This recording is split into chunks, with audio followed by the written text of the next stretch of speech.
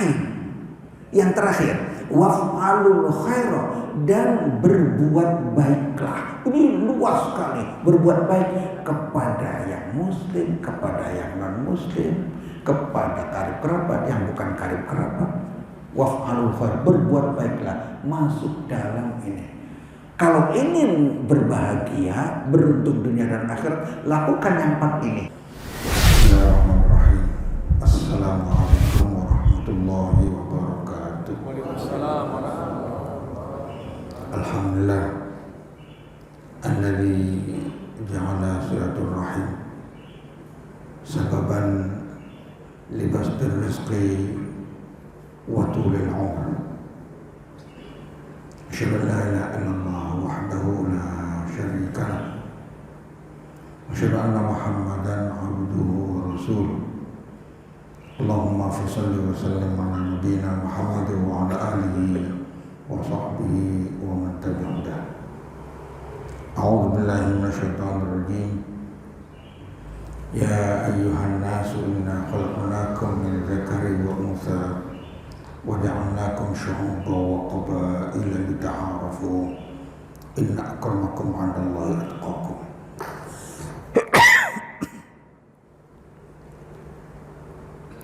Allahumma anfa'na bima 'allamtana wa 'allimna ma yanfa'una warzuqna 'ilman yanfa'una. Rabbi shrah li sadri wa yassir li amri wahlul 'uqdatam min lisani yafqahu qawli. Bapak-bapak, ibu-ibu yang saya muliakan, kita wajib bersyukur karena nikmat-nikmat yang sangat banyak.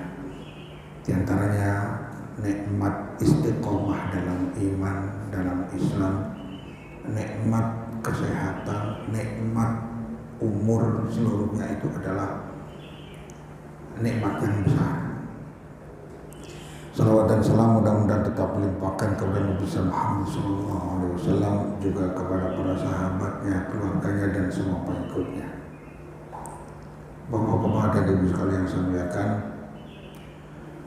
kita sering mendengarkan perumpamaan bahwa umat Islam itu bagaikan bangunan yang saling menguatkan. Bangunan artinya diumpamakan bagaikan bangunan yang kuat. Di dalam surat As-Saff, innallaha yuhibbul ladzina yuqatiluna fi sabilihi shaffan ka'annahum bunyanun marsus. Di ujung ayat itu ka'annahum bunyanun marsus. Umat Islam itu bagaikan bangunan yang kokoh. Dalam bangunan itu, bayangkan bangunan ada pondasi.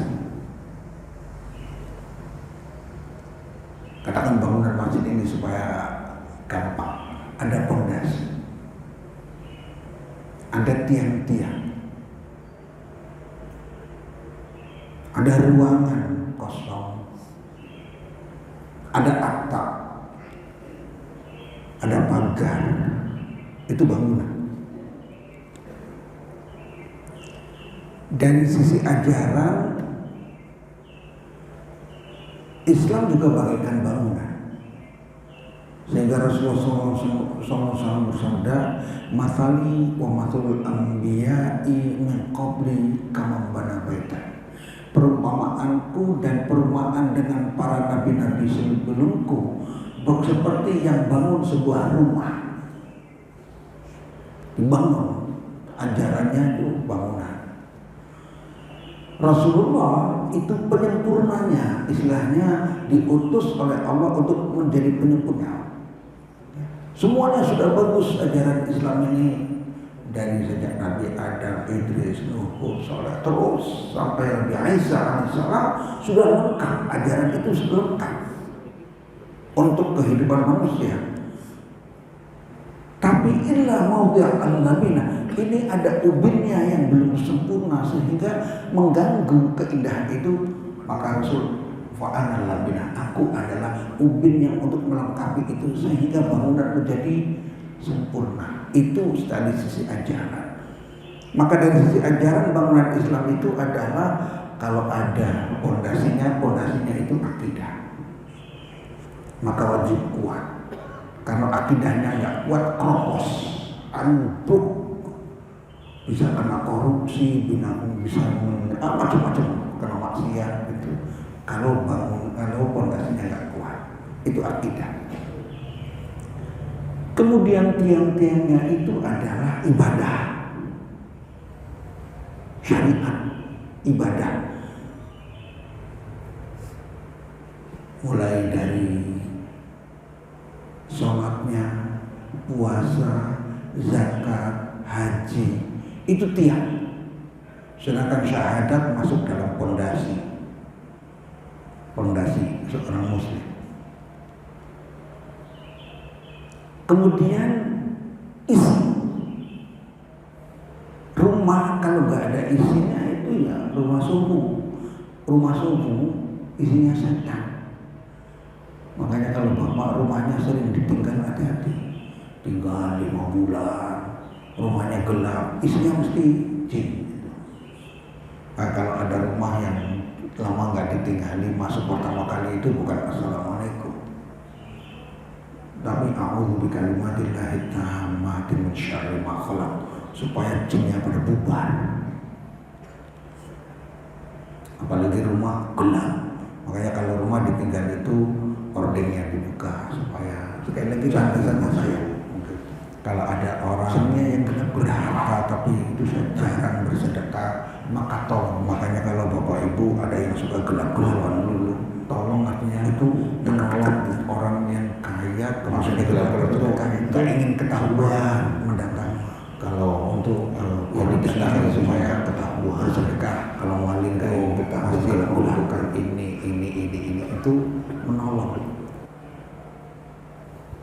Tadi isinya itu sistem ajaran Islam. Ada teori ekonominya, teori pendidikannya, teori politiknya, teori sosialnya. Isinya itu ajaran Islam. Kemudian ada atapnya. Ini pengaman. Ajaran kalau nggak diamalkan menjadi rusak. Atapnya termasuk pagar, itu pengaman. Apa pengamannya dalam Islam? Pertama, amar ma'ruf nahi munkar. Supaya orang bisa melaksanakan ajaran-ajaran tadi, ada amar ma'ruf nahi munkar. Ada jihad dengan ilmu, jihad dengan harta, jihad dengan tabligh, jihad dengan taklim, ya, sampai kepada jihad. Kalau mereka memerangi ya harus angkat senjata, itu jihad. Dengan ilmu, dengan waktu, itu jihad.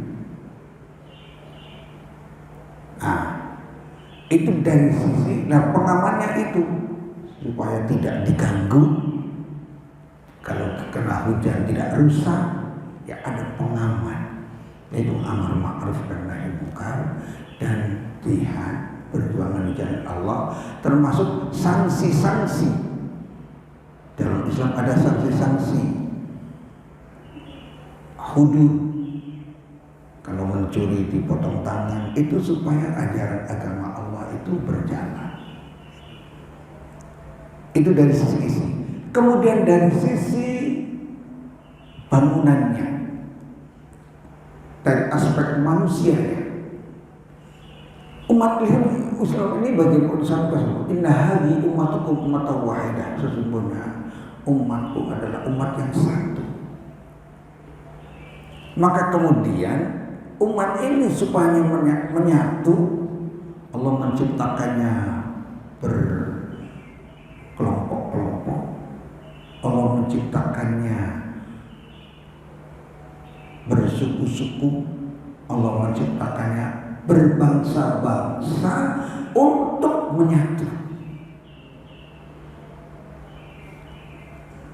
Tadi ayat dari surat Al-Hujurat itu, ya ayyuhan nas, wahai manusia, inna khalaqnakum min dzakarin wa untha. Sesungguhnya kami jadikan kamu sekalian dari laki-laki dan perempuan. Kalau dari ayat ini saja, ini LGBT itu sudah melanggar aturan itu. Allah menciptakannya laki dan perempuan itu untuk apa? Ya, untuk ada perkembangan.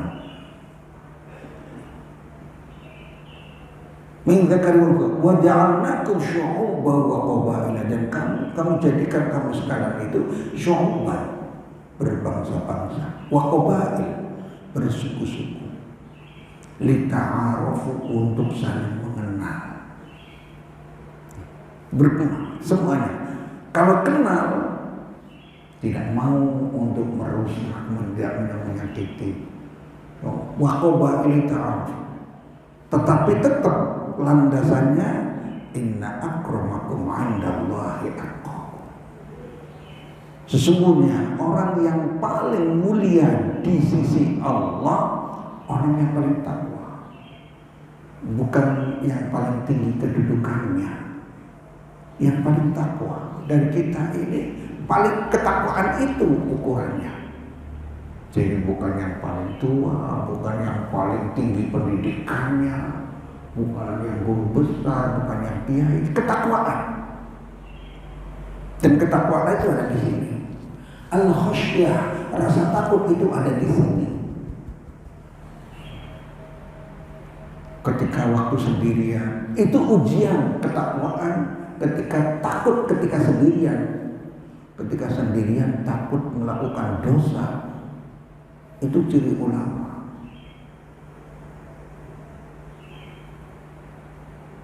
Nah, agar manusia ini yang satu diciptakannya untuk menjadi suatu umat yang satu, maka bagaikan bangunan itu di dalam surat Al-Hujurat, manusianya, individu-individunya adalah memiliki privasi. Artinya kamarnya nggak boleh diganggu, maka nggak boleh mengambil hartanya, nggak boleh menghinanya, nggak boleh nyinyir terhadap yang lainnya, tidak boleh menyakiti kehormatannya, perasaannya, itu supaya menyatu. Maka Allah memerintahkan agar kesatuan nasab dari Nabi Adam itu terus terjaga, dibuat ajaran oleh Allah agar kita ini satu. Maka diantaranya adalah kita wajib silaturahim. Apa itu silaturahim? Silatun itu artinya hubungan. Rahim itu karena lahir dari rahim perempuan.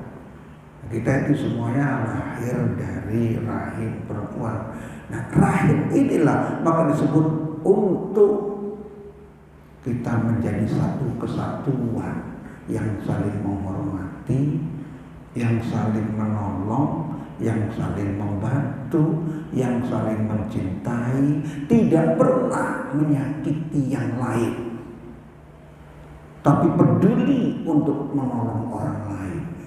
Menolong dalam bentuk non material atau dalam bentuk material. Ada yang perlu ditolong secara material, orang miskin yang tidak bisa, tidak punya untuk makan minumnya, yang tidak punya untuk membeli bajunya secara material. Tetapi ada yang non material, tolong menolongnya itu saling mendoakan, saling memintakan ampun, ya, saling mendukung. Ini supaya tetap menyatu. Oleh sebab itu silaturahim ini merupakan satu sarana yang besar untuk menyatukan umat. Sampai kalau Rasulullah SAW menyatakan bahwa salah satu pondasi kehidupan itu silaturahim. Pondasi kehidupan. Jaminan untuk kehidupan sosial.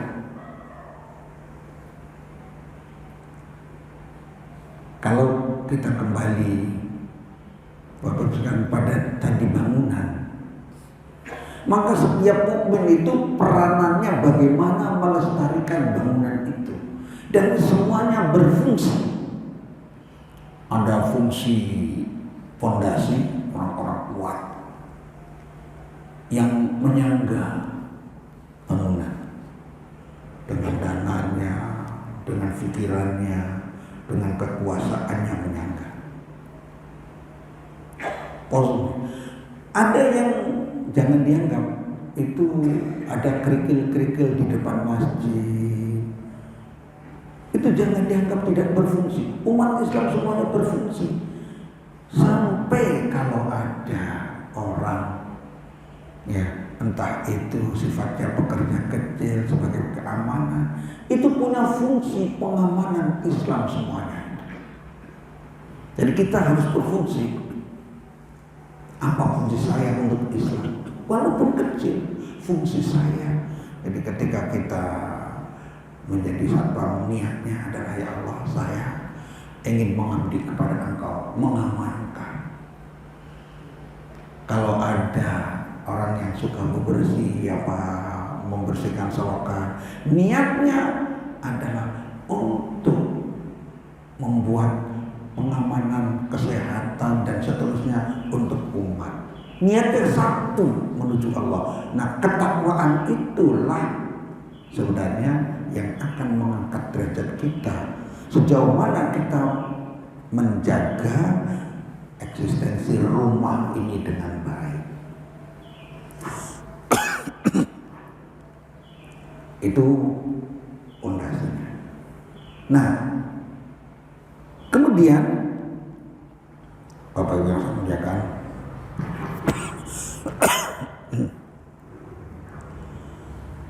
silaturahim menjadi sesuatu yang mutlak, diwajibkan, dan termasuk dosa yang besar adalah memutuskan silaturahim.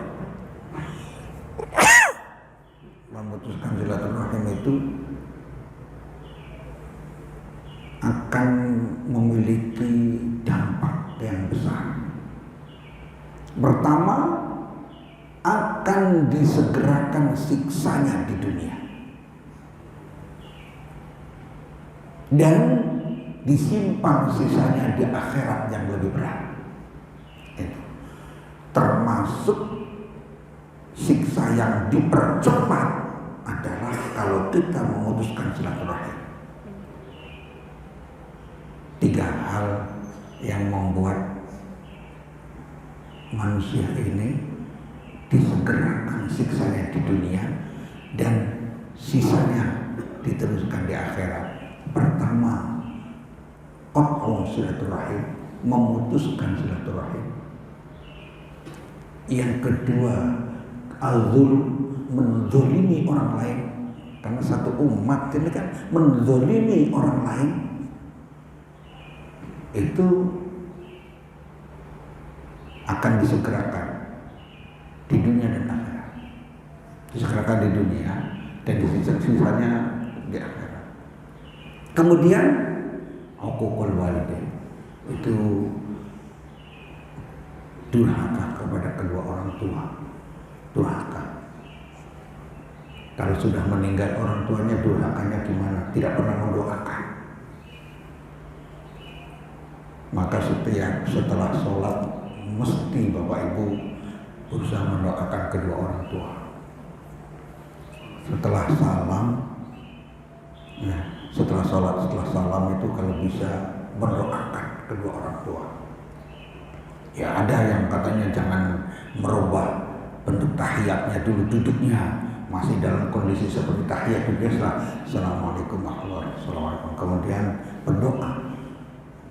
Nas'alukan najatan minan nar wal afwa 'indal hisab. Aku mohon kepadamu selamat dari neraka dan dimudahkan dalam hisab. Nas'alukan najatan minan nar wal afwa 'indal hisab. Diampuni saat hisab. Kemudian baru Rabbighfirli wa li walidayya warhamhuma kama rabbayani shaghir. Jangan lupa setelah sholat. Dan doa-doa yang lain jangan lupa. Kalau mendoakan, kalau berdoa jangan lupa itu mendoakan kedua orang tua. Karena itu asas untuk kemuliaan setiap insan di dunia ini. Kalau ingin mulia, jangan lupa doakan kedua orang tua. Silaturahim ini ada rahim ini kan begini, kerabat itu hubungannya rahim. Ada kerabat istilahnya saudara yang bisa mewaris, ada yang persaudaraan yang tidak mewaris. Semuanya itu masih dalam lingkaran al-arham. Sehingga rahim ini sesuatu yang memang identik dengan rahim wanita. Kalau kita seayah seibu saudara itu berarti satu keluarga. Nanti ada anak-anaknya dan cucu-cucunya, semuanya itu yang tidak mewaris disebut nanti zawil arham. Tapi masih ada hubungan kerabat. Kerabat turunan dari suami, kerabat turunan dari istri, dari pihak bapak, dari pihak ibu, itu rahim. Kemudian apa makna silaturahim itu sendiri? Sebab ada yang kurang pas memaknai silaturahim. Banyak yang seakan-akan kalau silaturahim itu harus datang. Datang ketemu bagus. Apalagi dengan orang tua. Itu kalau masih punya orang tua, kalau bisa dengan bapak, dengan ibu, kalau masih punya. Karena itu kunci surga kita. Silaturahim ini sebenarnya berbuat baik kepada kerabat, berbuat baik, tidak menyakitinya. Baik dengan ucapan atau perbuatan. Kalau dengan ucapan, ya, assalamualaikum, berdoa, berbuat baik dengan ucapan. Dengan cara menziarahinya juga boleh, menanyakan kesehatannya, bahkan menanyakan adakah sesuatu yang dibutuhkannya. Silaturahim. Termasuk ya, kalau istilahnya ada anaknya yang nggak sekolah, bagaimana dibantunya? Karena setiap keluarga itu biasanya ada saja yang diberi nasib baik. Jadi kalau seorang ayah ibu punya anak 4 atau 5 atau 3 lah, biasanya ada yang memiliki kecukupan. Nah, ini sebenarnya fondasi untuk silaturahim ini. Yang punya kecukupan ini bisa melihat adakah ponakannya yang tidak sekolah. Itu silaturahim bantunya itu. Walaupun umpamanya boleh menerima zakat itu, ponakan itu, adik saja boleh menerima zakat, tapi ya jangan ke adik semuanya. minimal sedekah kepada adik itu 2 pahalanya, pahala sedekah dan pahala silaturahim. Kalau sudah begini, jaminan antar keluarga ini menjadi kuat. Baru setelah keluarga kita ini keluar, tapi keseimbangan. Jadi silaturahim bentuknya nanti ya kita lihat bahwa tidak harus datang, tapi menziarahi, mendatangi itu salah satu silaturahim. Kalau pergi ke Jawa jauh menghabiskan jutaan. Nah, kalau bisa dilakukan kalau ingin ketemu orang tua. Nah itu, kalau orang tua nggak ada, bibi, paman, hati-hati. Bibi dan paman itu kalau sudah nggak ada orang tua, kedudukannya seperti orang tua. Masih kan punya bibi. Orang tua kita sudah meninggal, punya kan adik-adiknya. Silaturahim itu namanya. Termasuk birrul walidain adalah melakukan kebaikan terhadap orang-orang yang dekat dengan kedua orang tua kita. Bibi, paman, siapa yang dekat dengan orang tua kita, kita lakukan kebaikan. Maka Rasulullah SAW kalau memasak itu Siti Aisyah itu suka diingatkan, jangan lupa itu saudaranya Khadijah.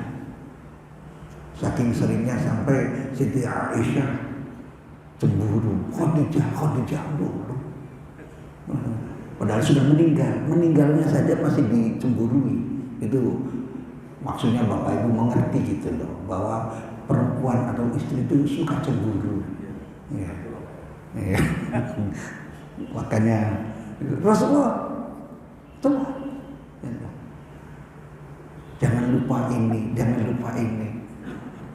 Sampai dalam hadisnya itu untuk silaturahim istilahnya antara secara umum, idza tabakhta marqatan fa'akhir ma'ah. Kalau masak sayur perbanyak airnya. Kalau jatahnya sedikit minimal airnya. Wa ta'ahad jironaka, persaksikan sayur itu dengan tetangga-tetangga. Jangan cuma mendapatkan baunya saja. Tangga kanan kiri yang mendapatkan bau daripada masakan kita. Nah, ini kan indah itu. Berbuat baik seperti itu. Silaturahim. Tadi yang paling inti kan al-arham. Masih satu turunan yang dekat. Tapi kemudian ada yang melebar. Nah, silaturahim antar manusia. Tapi kalau intinya yang penting itu adalah silaturahim itu dengan yang satu nasab itu. Nah, paling dekat dari orang tua sampai kakak, paling dekat. Bapak Ibu saya muliakan. Kemudian tadi kerabat, ada kerabat yang khusus, ada kerabat yang umum. Kerabat yang umum persaudaraan seagama. Umum. Masih kekerabatan seagama. Kemudian ada kekerabatan yang sering disebutkan dengan ukhuwah watoniyah, ukhuwah basyariah, persaudaraan ya senegara sebangsa, kepersaudaraan sebagai manusia, ukhuwah basyariah. Itu haknya berbeda-beda. Kalau yang persaudaraan seagama kewajibannya berbeda. Kalau kekerabatan sebangsa yang berbeda agama itu haknya berbeda. Kalau antar muslim dibagi, ini supaya manusia ini aman, maka punya Islam itu memperhatikan ajaran seperti itu. Diaturlah umpamanya hakul muslim alal muslim sittun. Hak muslim dengan muslim lainnya itu ada 6. Artinya hak bagi orang lain, kewajiban bagi diri kita. Idza laqitahu fasallim alaih. Kalau ketemu maka berilah salam. Itu kewajiban bagi kita. Ya, haknya orang lain. Ketemu. Ya, jalan kaki ketemu, assalamualaikum. Itu aja. Kalau kelihatannya ini ragu gitu, ya salam gitu. Wa idza laqitahu fasallim. Tentunya wajib menjawab. Wa idza da'aka fajib, kalau diundang datang. Diundang untuk walimah al-arus. Kalau tidak ada halangan yang berat, datang.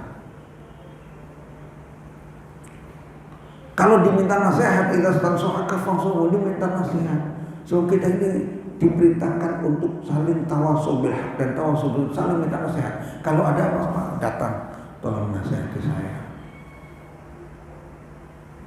Sahabat sering nasihati saya kepada sahabat yang lainnya. Maka wajib menasihati. Nggak boleh langsung aja nasihati. Entah itu ittaqillah, marilah kita meningkatkan ketakwaan, marilah meningkatkan untuk berbuat baik. Wa idza atasa fahamdallaha fasyamitu, kalau bersin dan orang yang bersin ini mengucapkan alhamdulillah, kita punya kewajiban untuk menjawab, mendoakannya. Ketika alhamdulillah, ketika bersin jebres, alhamdulillah, kita punya kewajiban untuk apa? Mendoakannya. Yarhamukallah, mudah-mudahan Allah memberikan kasih sayang kepadamu. Karena ketika bersin itu banyak virus yang keluar. Betul, banyak virus. Tapi bukan saya bersin di situ kemudian virusnya sampai sana, begitu, bukan. Kemudian balik lagi, mendoakan lagi. Tuh, artinya silaturahim. Setelah yarhamukallah, jawab balik. Auslih balakum. Rahmatullah. Auslih balakum. Mudah-mudahan. Terima kasih ya Pak. Ada alhamdulillah, yarhamullah, waslih balakum. Bapaknya sampaikan. Kemudian kalau sakit ditengok, kalau mati diantarkan sama keluarga. Ajaran inti, hak dan kewajiban sesama muslim. Nah, ada yang cara secara umum, ini dalam silaturahim secara umum itu ya, menghubungkan dengan kasih sayang, dengan pemberian, ya, saling menasehati tadi amar ma'ruf dan nahi mungkar. Kalau ada saudara kita, aduh, kan kita itu landasannya itu sayang. Sekali lagi landasannya sayang. Kalau ada orang berharta tapi jarang bersedekah, maka tolonglah. Nolong. Tolong artinya menolong orang yang kaya kemudian tidak bersedekah itu supaya mendatangi untuk ya didatangi supaya bersedekah. Itu masih membutuhkan ini itu menolong. Jadi jangan dibilang membebani. Kalau saya dinasihati, kalau ada orang datang kemudian entah itu nyodorkan apa, itu menolong kita itu supaya kita bersedekah sehingga itu yang abadi yang kita akan temui di akhirat, nolong kita. Kalau ada lembaga zakat, lembaga ini, itu nolong kita itu. Jangan malah sumbangan dulu, bukan, itu nolong kita. Ini kalau di masjid ini ada kegiatan kemudian kita, ini saling menolong. Ternyata yang menolong itu untungnya besar. Kalau niatnya silaturahim, tambah banyak rezekinya. Nah, yang khusus itu memberi nafkah. Karib kerabat, adiknya, apanya yang kurang beruntung dari rezekinya, mengapa tidak rutin memberi? Kalau sama orang tua kewajiban. Orang tua kewajiban. Karena orang tua itu memiliki apa yang kita miliki. Jadi kalau orang tua kita meminta ini, berikan. Orang tua meminta ini, berikan. Anta wa maluka li abi. Anda dengan hartamu itu milik orang tua.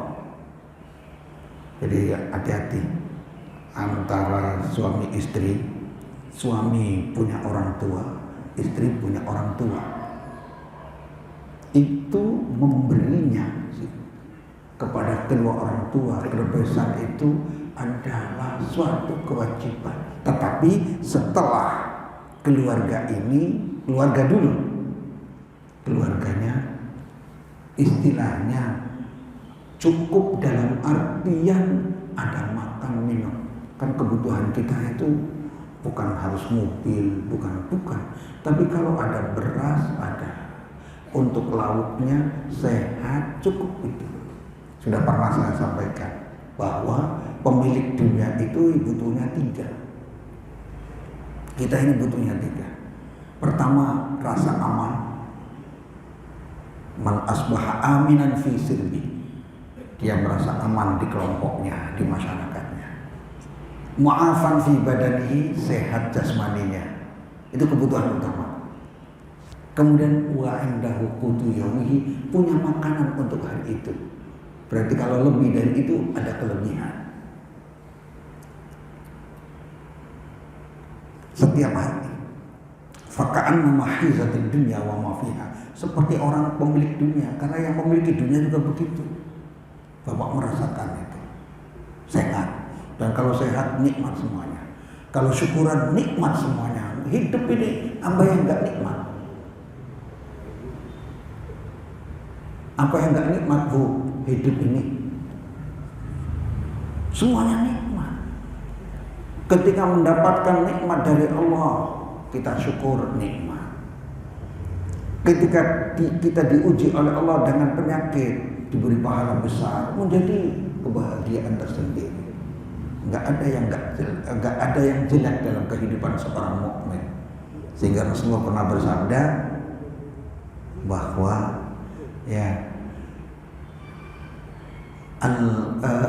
al-mu'minul qawi khairun wa ahabbu ila Allah minal mu'minil dhaif.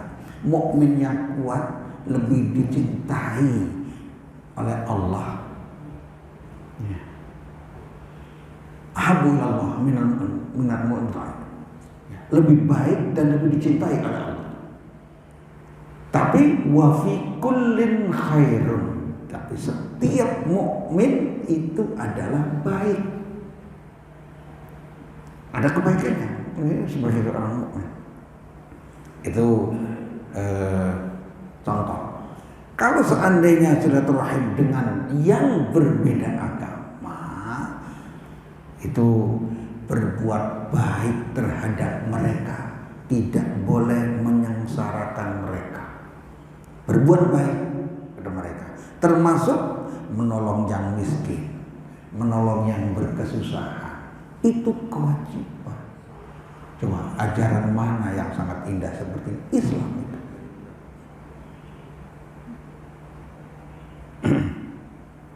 Kalau mendengarkan cerita, bagaimana seorang model Abu Bakar setelah diangkat jadi khalifah, yang pernah saya ceritakan itu tanya kepada Siti Aisyah, ada nggak amalan Rasul yang belum saya tiru? Ayahanda sudah semuanya. Ada satu mungkin, Rasul itu selalu membantu Yahudi yang buta yang ada di pasar. Beliau suka menyuapin tiap hari. dan nggak ngomong, Nabi diem aja. Maka Abu Bakar segera mengambil roti Arab kalau yang keras itu panjang itu keras, bisa untuk mukul. Biasanya dipotong kecil-kecil. Nah, dibawa langsung ke pasar, cari Yahudi buta itu. Nah, kelihatannya lapar, maka nih makan. Ketika disuapi karena buta, disuapin, dipotong.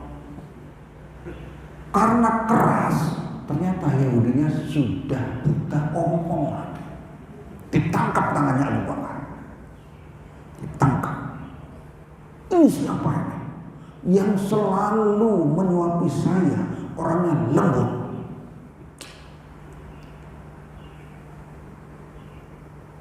Selalu dimasukkan dulu ke dalam susu, baru disuapkan ke saya. Nabi itu. Abu Bakar nangis.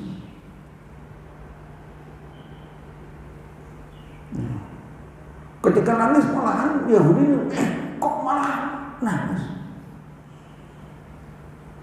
Orang yang selalu menyuapi kamu itu sudah meninggal. Siapa?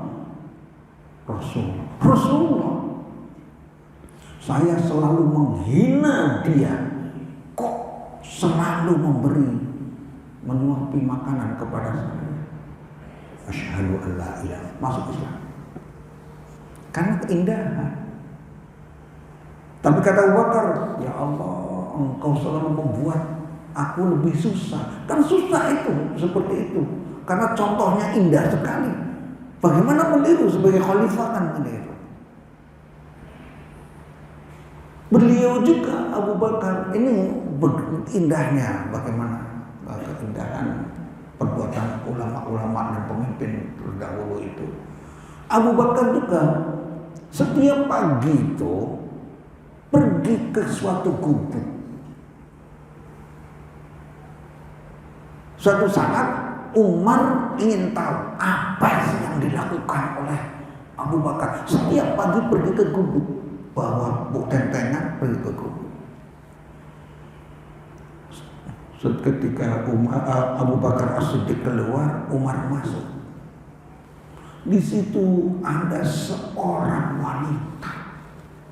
Bu, siapa bu? Seorang wanita sendirian. Tapi tua, lumpuh, buta. Kemudian tanya Umar bin Khattab, apa yang dilakukan orang tadi? Dia setiap hari datang, bawa makanan, kemudian menyapu rumah, membereskan, ya. Setelah itu pergi. Umar, ya tertegun kan? Allah, engkau Abu Bakar, ini akan menyusahkan orang yang setelahmu karena baiknya itu. Jadi kebaikannya ini yang ditiru. Itu hubungan manusia yang dahulu berbuat baik, yang berikutnya bagaimana bisa meniru perbuatan baik. Itu makanya khalifah itu pengganti. Bapak Ibu yang saya muliakan, sekarang bentuk-bentuk silaturahim itu apa? Jadi ada silaturahim khusus yang masih kerabat atau yang masih mendapat masih mendapatkan waris. Ada yang melebar yang masih satu. Yang ada kelompok dalam keluarga yang tidak mendapatkan waris, masih dalam silaturahim itu. Kemudian melebar lagi satu turunan dari Nabi Adam, manusia. Nah, ini bagi dua. Yang satu turunan dari Adam itu ada yang satu agama, ada yang beda agama. Yang satu agama kewajibannya tadi disampaikan. Sedangkan yang secara umum yang dengan persaudaraan satu bangsa, silaturahim satu bangsa itu, yaitu bagaimana bisa menolong, membantu secara umum. Maka untaian, lihat ayat yang ada di dalam surat Al-Hajj ayat 77. Ya ayyuhalladzina amanu ruk'u wasjudu wa'budu rabbakum waf'alul khaira la'allakum tuflihun. Dalam surat Al-Hajj ayat 77. Wahai orang-orang mukmin, rukuklah, sujudlah, sembahlah Rabbmu. Ini ibadah semuanya. Semuanya ibadah. Ada ibadah yang mahdoh, murni, ada ibadah yang ghair mahdoh. Ibadah mahdoh yang murni itu ibadah yang harus dilakukan seperti yang dicontohkan Rasul. Udah mahdoh. Sholat seperti yang dicontohkan Rasul. Haji seperti yang dicontohkan Rasul. Itu mahdoh. Ada ibadah yang ghair mahdoh. Mencuci pakaian. Itu ibadah. Membersihkan dari najis. Itu ibadah. Nah, ada yang lain. Yang terakhir, waf'alul khaira, dan berbuat baiklah. Ini luas sekali. Berbuat baik kepada yang muslim, kepada yang non muslim, kepada karib kerabat, yang bukan karib kerabat. Waf'alul khaira, berbuat baiklah, masuk dalam ini. Kalau ingin berbahagia, beruntung dunia dan akhirat, lakukan yang 4 ini. Rukuknya, sujudnya, ibadah secara umum. Ibadah secara umum ada puasa, ada zakat, ada haji. Tadi kan rukuk kan sholat, sujud sholat. Tapi ada tuh wa'budu rabbakum, menyembah Allah itu sampai bermacam-macam ibadah. Kemudian waf'alul khaira, berbuat baiklah, berbuat baik. Nah, tadi masuk dalam kerangka yang besar, itu masuk dalam silaturahim. Bentuknya memberikan kebaikan, menolak kejahatan. Kalau ada yang diintimidasi, diamankan oleh kita. Kalau ada yang sakit, nah kita bantu. Kemudian memberi kebaikan atau menolak kejahatan ini, ya tentunya ada yang wajib, ada yang sunnah. Ini bentuk-bentuknya sudah. Kalau memiliki kemampuan tapi tidak melakukan kebaikan, dianggap memutuskan silaturahim.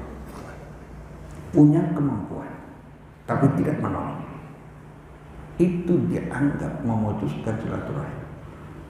Dalam keluarga kita berkecukupan. Kemudian ada ponakan kita, itu kan anaknya adik, adanya kakak.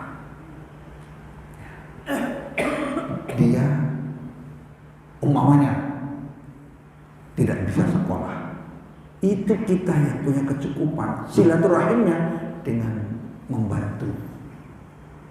Tentunya yang dibantu juga harus mengerti hidupnya nggak boleh sudah dibantu untuk beli pulsa lagi. Nah itu kan nggak tahu diri itu. Ya, sudah dibantu untuk sesuatu yang membahayakan, ya, seperti rokok yang nggak manfaat. Sudah dibantu tetapi kemudian main-main dulu, harus tahu diri. Ini silaturahim.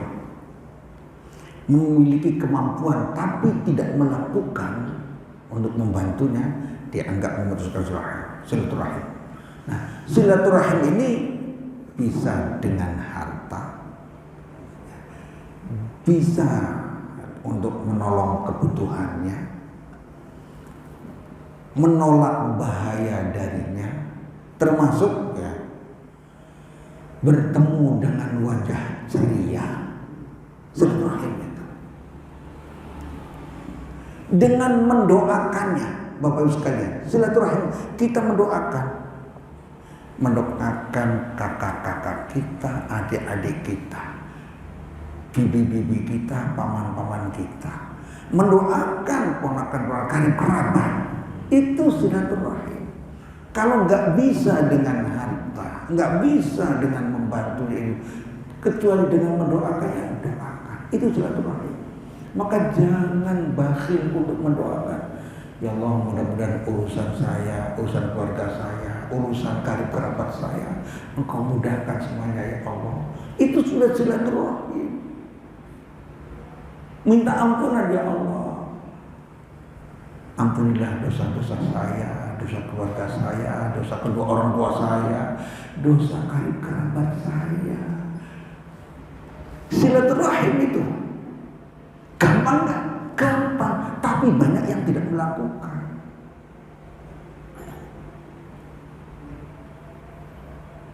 Kita sering mungkin tidak terasa menzalimi orang.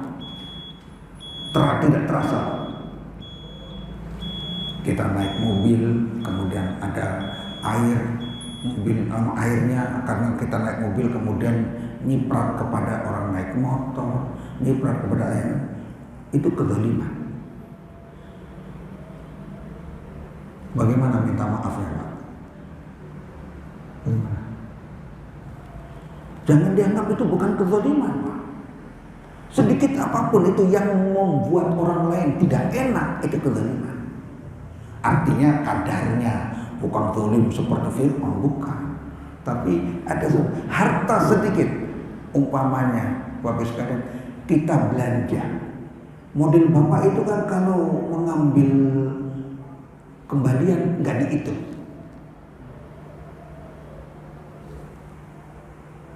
Jangan dianggap kemudian kalau ada kelebihan karena nggak sengaja ngitungnya nggak benar, kemudian kembaliannya kelebihan.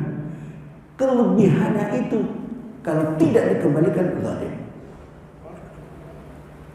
Ustaz, banyak sekali bisa kezaliman kita ini.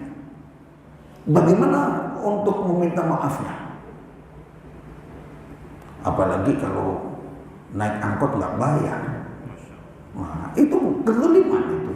Tetapi bagaimana minta maafnya, minta ampun supaya itu menjadi halal? Kiatnya bagaimana? Bu, ini penting kehidupan supaya kita ini ketika dicabut nyawanya beres semuanya, nggak ada tuntutan, nggak akan istilahnya tidak ada menjadi orang yang bangkrut di akhirat. Minimal kalau masih ada hitungannya kembalikan. Sandal ada hitungannya, kembalikan. Yang repot itu pulpen. Ustaz ini kadang-kadang ya tanda tangan gitu ya. Kemudian pulpennya masuk ke, nggak sengaja itu. Zalim nggak itu? Boleh. Ya Allah. Kalau tahu ukurannya, hitungannya, orang yang kita zalimi kembalikan. Tapi kalau sudah nggak sanggup untuk itu, orang yang nggak ada dan nggak sengaja bermuamalah dengan orang lain kan, masya Allah. Kalau uang kita lebih ke mereka, sudah sedekahkan. Niat sedekah. Kalau lebih sedekahkan. Tapi kalau orang punya orang ke kita, kitanya perlu apa? Kembalikan kalau ada orangnya. Sekarang sudah nggak ada orangnya. Boleh jadi nih banyak Pak, hidup kita ini kan lama, banyak bermuamalah dengan orang, termasuk omongan kasar saya kepada bapak-bapak. Mungkin ada yang kasar, tidak terima, ada yang jengkel. Kita tuh gampang sebenarnya supaya impas. Doakan supaya impas, banyaklah doakan sehingga ada yang astagfirullahaladzim, ya Allah ampunilah ya. Aku minta ampun kepadamu ya Allah, li untuk aku, wal walidayya untuk kedua orang tuaku ya. Wal muslimina wal muslimat, itu termasuk kalau ingin waliman lahu hakun alaina, ampunilah orang-orang yang punya hak terhadap saya karena tadi ada kembalian yang tidak tahu, kita jumlahnya lebih, Kan kata inginnya kita ini halal semuanya. Muslim ingin yang namanya muslim itu selamat dari salah, bersih, salim, bersih, salam, silmun, damai. Maka jangan sampai ada yang nah dalam silaturahim ini kepada adil, maka jangan sampai kita ini lupa meminta maaf. Walaupun dengan telepon itu silaturahim, Pak. Assalamualaikum, mohon maaf nih belum bisa datang. Itu silaturahim. Perbuatan baik, mendoakan mudah-mudahan kita menjadi ahli surga semuanya. Itu silaturahim itu. Jangan dianggap harus datang. Datang bagus. Bahkan kalau ada orang yang tidak mau mendatangi kita, jengkel dengan kita, sekeliling masjid ada yang mungkin nggak senang dengan masjid ini, dengan panitia itu, datangi. Itu silaturahim sebenarnya. Orang yang tidak mau datang dengan kita datangi. Itu silaturahim yang sesungguhnya. Indah Islam itu, indah. Besok itu Bapak yang saya muliakan, tadi bangunan besar ini kita jaga, dan peran apa untuk bisa menjaga bangunan besar tadi dari sisi ajarannya, dari sisi persatuannya, ukhuwahnya.